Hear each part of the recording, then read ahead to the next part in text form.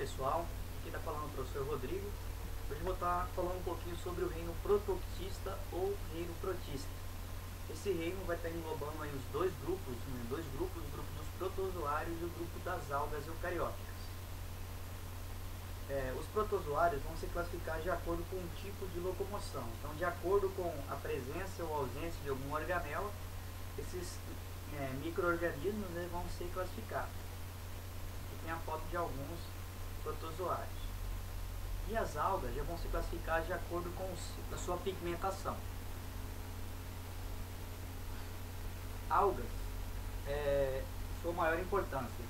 As algas do ambiente marinho são as de maior potencial em produção de oxigênio da biosfera. Então, ao contrário do que se pensava há algum tempo atrás, que as florestas eram, na verdade, responsáveis pela produção do oxigênio que ficava disponível na atmosfera, hoje sabemos que isso não é verdade.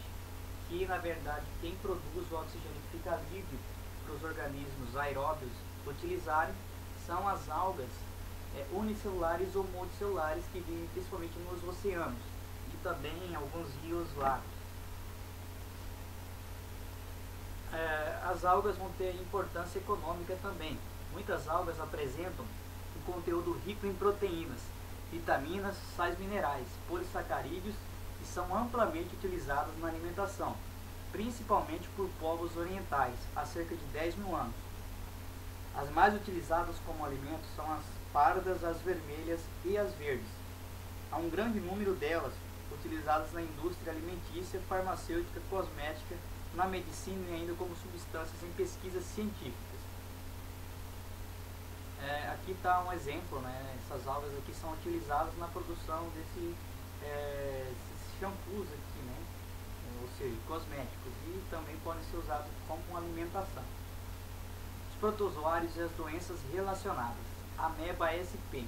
A ameba SP vai causar uma doença chamada amebíase, e uma das características dessa ameba, das amebas, é que elas possuem um corpo, uma célula toda disforme, cheio de prolongamentos citoplasmáticos chamados pseudópodes. Esses pseudópodes são responsáveis pela locomoção dessas células, desses organismos, e também pela captação de alimento e nutrientes no meio. Esse aqui é um paramécio, um exemplo de protozoário ciliado.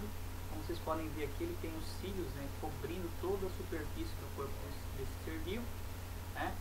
Aqui é um esquema e aqui é uma foto mesmo verdadeira. Uma das características dos paramécios é que eles possuem dois núcleos, um macronúcleo e um micronúcleo. O macronúcleo é quem comanda as atividades celulares. O micronúcleo serve para fazer a troca de material genético na reprodução sexuada desses indivíduos. E também coordena a reprodução, a divisão da célula, uma reprodução assexuada. Além disso, os paramécios, eles possuem aqui, os paramécios de água doce possuem uma estrutura chamada de vacúolo pulsátil ou vacúolo contrátil, que tem a função osmótica, ou seja, ele vai ter a função de manter a quantidade de água ideal dentro do organismo.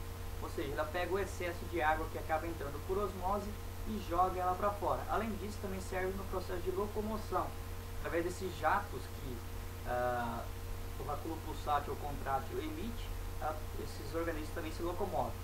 Além disso, esses organismos vão possuir uma pré-boca, chamado aí de citostoma ou citofaringe, que vai ter também uma parte, um suco oral, que vai servir para fazer o quê? Para englobar, para engolir, para pegar os alimentos. Então o alimento entra em contato com os cílios, esses cílios vão levando esse alimento até o suco oral.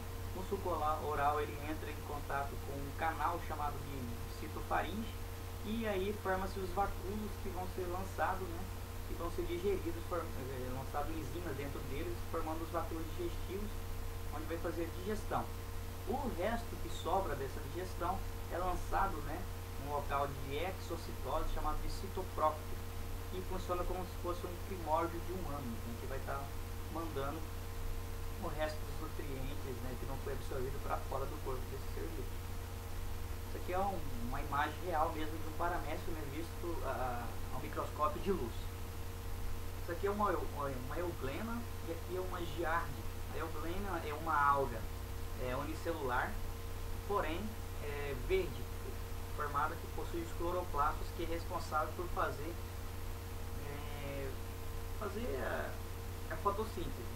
Elas também possuem esse vacúolo contrátil. Então, se eu encontro um vacúolo contrátil em uma alga, num protoctista em geral, isso quer dizer que esse ser é um ser de água doce, correto? Esse é um ser flagelado, pois ela utiliza esse flagelo aqui para fazer o quê? Para fazer a locomoção. Aqui na giardia também, semelhante, só já não é um grupo das algas, já é um protozoário flagelado, né? Então, uma das características deles é que ele não faz fotossíntese, é um ser heterotrófico. Aqui é um ser, a euglena, é um ser autotrófico. A giardia lambia e trichomonas vaginalis. Isso aqui é a giardia lambia, que causa a giardíase, e aqui é a trichomonas vaginalis, que causa a tricomoníase. Isso aqui é o Trypanosoma cruzi, o protozoário que causa a doença de Chagas, que tem 2 protozoários, né, o Trypanosoma cruzi. Aqui as fotos do Trypanosoma cruzi dentro da corrente sanguínea de um ser humano. E o Plasmodium, né, SP, causa a malária. Ele também fica dentro da corrente sanguínea, né, e vai causar alguns problemas, né, como febre e várias situações que a gente vai ver mais adiante. Aqui o Toxoplasma gondii, que é o protozoário parasita intracelular causador da toxoplasmose.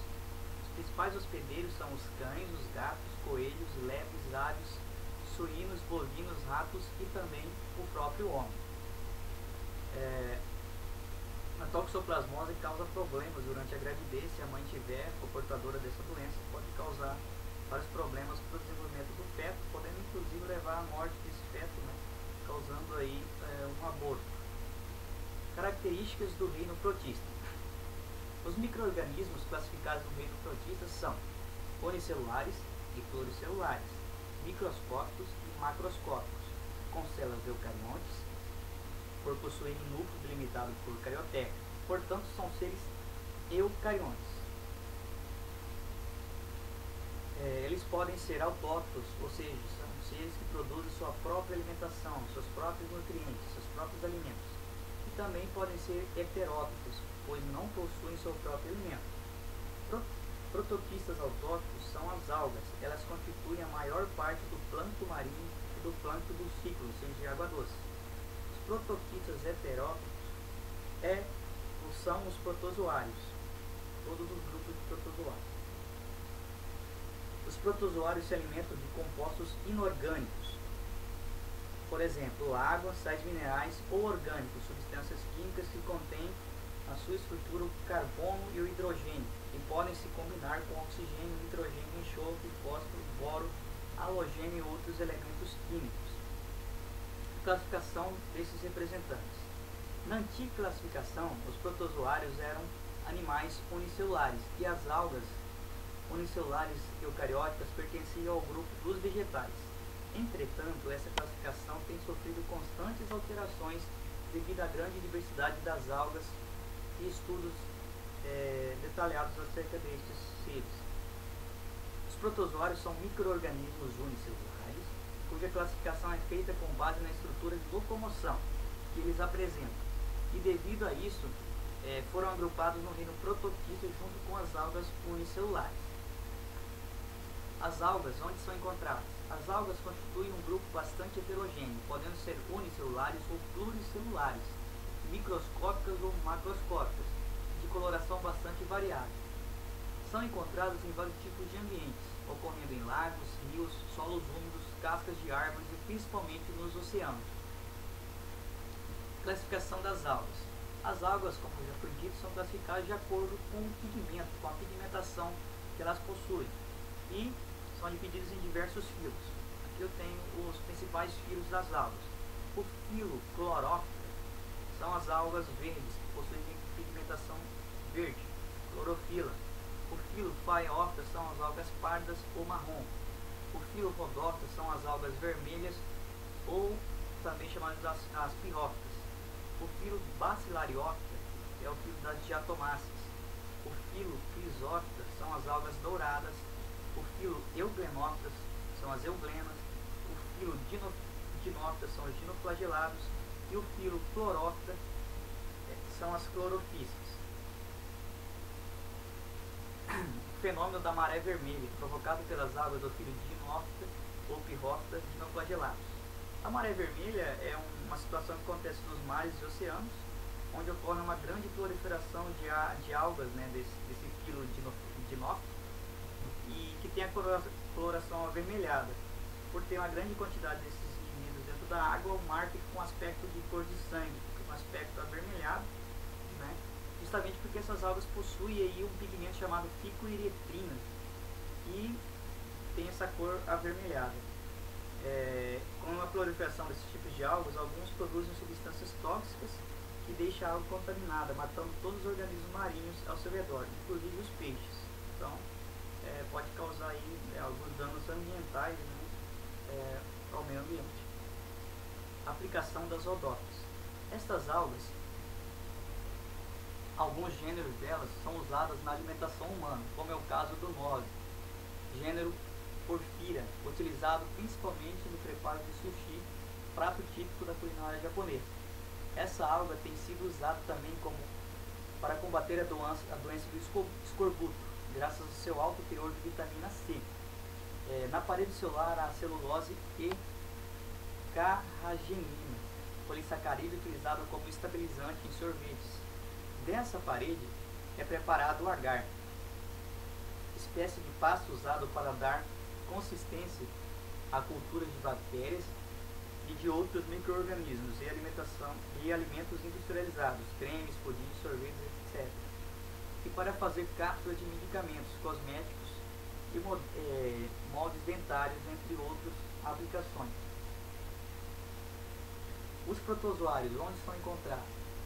Os protozoários são seres complexos, possuem sistema reprodutor, digestório, de locomoção, entre outros sistemas. Podem viver em colônias, sozinhos ou parasitando outros seres vivos. A maior parte dos protozoários são de vida livre e aquática, podendo ser encontrados na água doce, salobra ou salgada. Também levam a vida livre em lugares úmidos, rastejando sobre o solo ou sobre a matéria orgânica ainda em decomposição.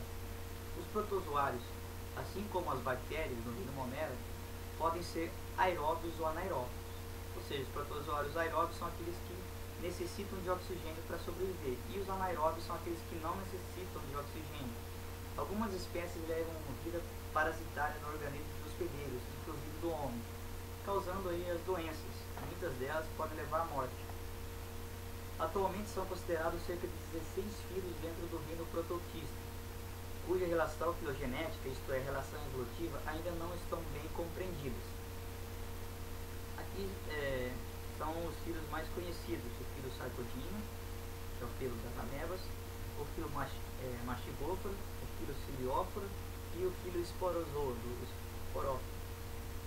Filo Rhizópoda ou Rhizópodes. Neste grupo encontra-se amebas, protozoários ameboides, que se deslocam capturando alimento através dos pseudópodes, que são os falsos pés, projeções do citoplasma da célula, realizando a osmose para equilibrar a água dentro do organismo. Na classificação tradicional, é tratado como filo Sarcodine, e na moderna reúne cerca de 5 filos. Filo Flagellata, ou protozoários flagelados. Sua locomoção e obtenção de alimento é por meio de batimento flagelar, que lembra um chicote, flagelo. São de vida livre e muitos deles são parasitas do homem, como o Trichomonas vaginalis, que fica alojado no aparelho reprodutor humano, geralmente nas mulheres, pode também acontecer nos homens, né? Mas principalmente nas mulheres, dentro da vagina, causando a tricomoníase. Provoca muita coceira, ardência e corrimentos. Ou Trypanosoma cruzi, responsável pela doença de Chagas, antigamente tratados como um único filo, flagellata ou mastigófera, hoje considerados em 8 filos com características próprias. Filo Ciliófora ou protozoários ciliados, que se deslocam ou obtêm alimento por meio dos cílios, que lembram remos. Esse é o único grupo que mantém a classificação tradicional. E o filo Apicomplexa, os protozoários esporozoários, não possuem estrutura especial de locomoção, mas utilizam as flexões e o deslizamento do corpo. Atualmente existem 2 filos, antigamente estudados dentro de um único filo, o filo Sporozoa. Quanto à nutrição e à digestão dos protoquistas.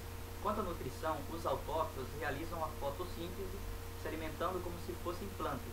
Os heteróctos comem diversos alimentos, principalmente matéria orgânica em decomposição, folhas, animais mortos, fezes, etc. Quanto à digestão, ela é intracelular, ou seja, acontece dentro da célula, por meio de váculos digestivos, sendo que o alimento é ingerido por pinocitose ou fagocitose, que é o englobamento de substâncias líquidas e sólidas, respectivamente. Aqui a pinocitose e a fagocitose. Aqui na imagem da figura A, está englobando o que? Matéria sólida.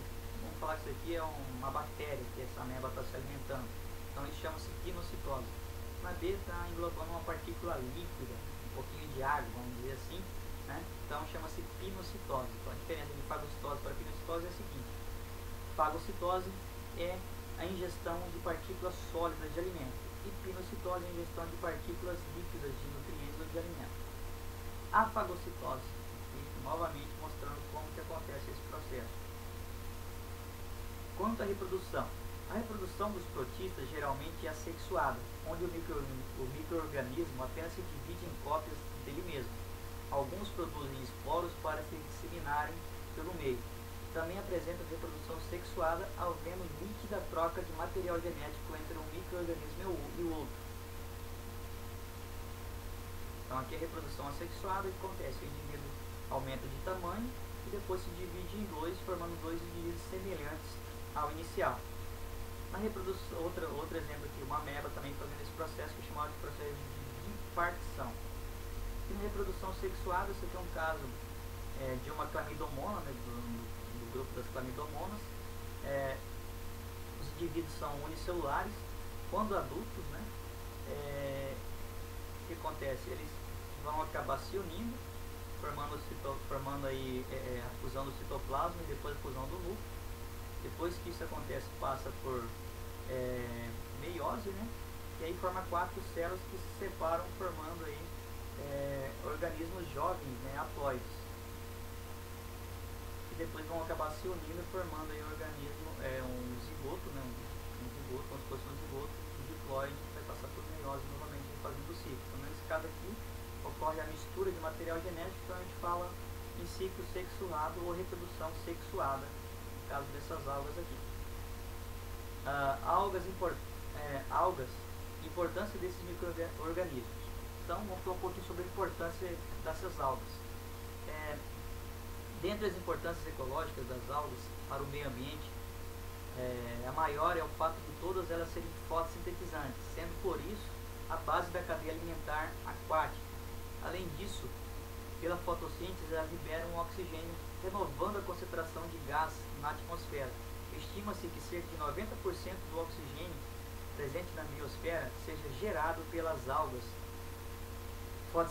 na fotossíntese das algas planctônicas. Assim, as algas possuem um papel fundamental na manutenção da vida do planeta, além de outras variedades de seu uso.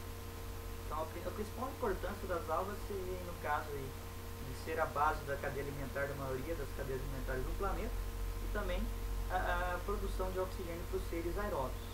Se as algas fossem eliminadas, extintas, causariam um grande impacto dentro do planeta, né, na biota do planeta, podendo levar à extinção de outras espécies aí. Inclusive podendo levar à extinção da nossa espécie, né, pois faltaria oxigênio, né, e sem oxigênio a gente não respiraria. Sem levar em conta as cadeias alimentares também, que influenciaria diretamente a nossa vida e a vida de outros animais. Algas na culinária. Elas são fonte de proteínas, vitaminas e sais minerais. Os grupos mais consumidos são as algas vermelhas, as rodófitas, e as pardas, as faiófitas. Podem ser cultivadas em viveiros ou simplesmente coletadas no ambiente marinho. Algumas das algas comestíveis mais conhecidas são a nori, utilizada pelo japonês no preparo do sushi, e o kombu e o wakame, 2 algas que fazem parte dos pratos chineses e japoneses, como sopas, molhos e carnes. Muitos alimentos utilizados na pecuária possuem como base uma farinha feita de algas desidratadas e moídas. O agar, os alginatos e os carragenanos são colóides que podem ser extraídos das algas marinhas, exemplo das rodopícias. Um colóide é uma mistura de substâncias com moléculas muito pequenas que podem formar soluções viscosas, como géis de diferentes texturas, muito utilizados na indústria e pesquisas científicas. O agar é utilizado em laboratório para preparar meios de cultura para bactérias e outros organismos. Os alginatos estão presentes em composição de diversos alimentos e bebidas industrializados, como sorvetes e cerveja. Eles atuam como substâncias gelificantes, estabilizantes e emulsificantes. Os carragenanos são empregados principalmente na fabricação de alimentos com consistência gelatinosa ou cremosa, como gelatinas e patês. Também são utilizados na produção de tintas e cosméticos, como os cremes e pastas de dente. Como fertilizantes e adubos, as algas podem ser utilizadas como uma forma de adubação natural ou de eficácia boa. Seus talos são ricos em minerais essenciais ao desenvolvimento das plantas, como o nitrogênio e o potássio. Na medicina, o uso medicinal de algas na cura de prevenção de doenças faz parte da cultura milenar de muitos países, como a China, Coreia e Japão. Alguns medicamentos utilizados na regulação do apetite contêm substâncias extraídas de algas, transmitindo uma sensação de saciedade ao cérebro. Pesquisas vêm sendo realizadas para analisar a eficácia das algas no tratamento de diversas doenças, tais como a asma, bronquite, verminoses, artrite e hipertensão. Embora já tenham sido desenvolvidas tantas aplicações para as algas e suas substâncias de diversos setores, como as indústrias químicas, alimentícias e farmacêuticas, continuam a realizar estudos em busca de novas descobertas. Quanto aos protozoários, importância. Os protozoários servem como indicadores da qualidade do ambiente, sendo que em águas poluídas por resíduos industriais normalmente não aparecem muitos protozoários, enquanto que em águas de solos onde existe matéria orgânica em decomposição eles aparecem em abundância, fazendo a decomposição de fezes e qualquer matéria orgânica morta, com isso colaborando com a limpeza do meio ambiente. A presença de muitos protozoários indica que aquele ambiente está ecologicamente saudável. Doenças causadas pelos protozoários, ou seja, vamos falar um pouquinho da importância médica. Doença de Chagas é a doença causada pelo flagelado Trypanosoma cruzi, transmitida pelo inseto chamado popularmente de barbeiro, que é o Triatoma infestans. Malária, febre intermitente, impaludismo, maleita, cesão. A malária é causada pelo protozoário do gênero Plasmodium. É transmitida pela picada da fêmea dos mosquitos do gênero Anopheles ou por transfusão de sangue de indivíduos contaminados com um dos tipos de protozoário, o Plasmodium falciparum e o Plasmodium vivax, Plasmodium malariae e o Plasmodium ovale, causando febre de 48 em 48 ou de 72 em 72 horas.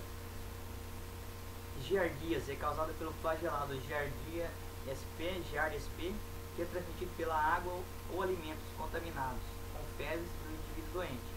Leishmaniose tegumentar, ou também conhecido como úlcera de Bauru, nariz de tapira ou ferida brava, causada por protozoários do gênero Leishmania, podem provocar surgimento de feridas e difícil cicatrização na pele e mucosas, boca, nariz e faringe, são as regiões mais afetadas. Leishmania visceral, também conhecido como calazar, causada pelos flagelados Leishmania chagaci ou Leishmania donovani. É transmitida também pela picada da fêmea do mosquito Phlebotomus, sendo responsável pelos outros tipos de leishmaniose. Cães infectados podem transferir o parasita para um mosquito e este para os seres humanos. Amebíase, disenteria amebiana, causada pela entamoeba estolística. Esta doença tem como sintomas as dores abdominais e diarreias intensas, com presença de muco e sangue. A contaminação se dá pela ingestão de água ou alimentos, contendo cistos que foram anteriormente eliminados juntamente com as fezes de indivíduos doentes. Doença do sono ou trypanosomia africana é causada por um protozoário do gênero Trypanosoma, o qual é transmitido pela mosca Tsetse, Closina palpalis. Há dois tipos do parasita que afetam o ser humano: o Trypanosoma brucei-gandiense e o Trypanosoma brucei-rhodesiense, de ocorrência restrita à África. Essa doença provoca primeiramente cansaço, febre e anemia. Já no estágio crônico, causa sonolência profunda e outras perturbações do sistema nervoso. Pode levar também à morte. Doenças causadas por protozoários. O tricomonese, como eu já tinha falado anteriormente, pode ser transmitido pelo contato sexual ou uso de objetos ou roupas contaminados pelo protozoário Trichomonas vaginalis. Esta doença afeta o sistema genital, tanto masculino como feminino, com a secreção de odor forte. Então é importante aí a gente não emprestar roupa de colegas, nem usar toalha de pessoas que você não conhece, né? Pois se você tiver com algum tricomonas no seu corpo, você vai estar passando para os demais, ou se algum dos outros pessoas tiver, também vai estar passando para você. Então é importantíssimo aí. E também o uso de preservativo, né, nas relações sexuais, vai estar evitando também o contato, né, e a contaminação ou transmissão dessa doença. A toxoplasmose. A infecção se dá pela ingestão da carne contaminada pelo cisto do Toxoplasma gondii, ou entrar em contato com fezes de gatos ou outros hospedeiros desse protozoário. O indivíduo pode ter febre, dores musculares e nas articulações, pode ter comprometimento da visão, dor de cabeça e garganta, manchas pequenas e avermelhadas pelo corpo e aumento dos linfônodos como sintomas. Também pode ser assintomático. Tudo bem, pessoal, isso aí foi uma aulinha sobre o reino prototista ou reino protista. Se vocês quiserem assistir essa aula ou outras aulas sobre biologia, pode estar acessando o meu canal aqui no YouTube, né, que é o Bioestudo. Pode colocar só lá Bioestudo ou meu nome mesmo completo, Rodrigo Jimenez Vila. Também tem o meu blog aqui que vocês podem estar acessando, e aqui no Facebook, né, na página do Facebook também vocês podem estar acessando e vendo esses vídeos. Geralmente também compartilho lá, mas acesse principalmente aqui o canal do YouTube aqui, assista, se gostar, assista os demais também, vocês cliquem aí, né, e se inscrevam, né, nesses vídeos aí, coloque se vocês gostaram, coloque sua opinião, tá, e também sugestões, a gente está aceitando sugestões aí, e aí quando tiver um tempinho a gente pode estar fazendo aí alguma coisa que vocês pedirem pra gente. Foi bom estar falando com vocês, um abraço, bom estudo.